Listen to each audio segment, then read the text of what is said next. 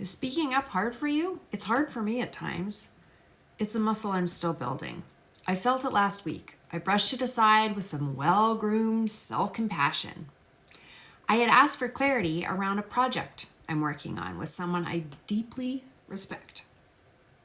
I thought we were still in the iteration phase, the back and forth of, what about this? Could we try that? How about this direction? On the upside, it looked like things were moving.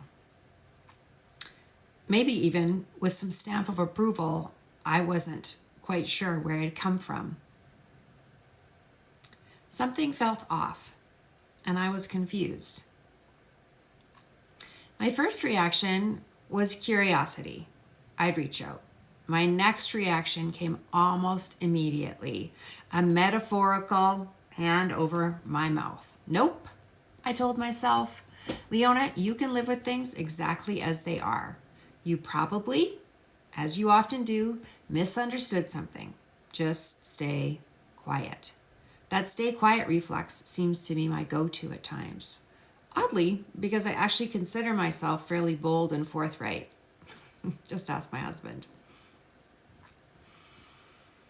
In my mind's eye, I saw my office chalkboard, the one where I've written my word for the year. I can see it right now, and it says speak up in capital letters. Speaking up is hard, and it's a muscle I've been building. And now I know, after paying a lot of attention, just how quickly and subtly I shut myself down. But yesterday, I took a sip of courage and I sent an email. I asked if I had misunderstood part of the process. I even mentioned in the email my be a good girl parts were acting up. I've worked with this person for years. I respect her, admire her work, and adore her as a human. So I gave myself permission to be a little bit more vulnerable. She replied later that evening, and it seemed there had been a misunderstanding. Very, very slight. No big deal at all. I had expected something that wasn't really possible within the scope of the work project. That all made sense, and it was no big deal. And as I got into bed, I kept thinking about it.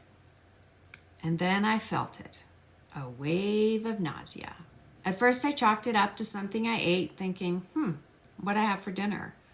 But as I sat with it, I realized it wasn't just physical. It was emotional.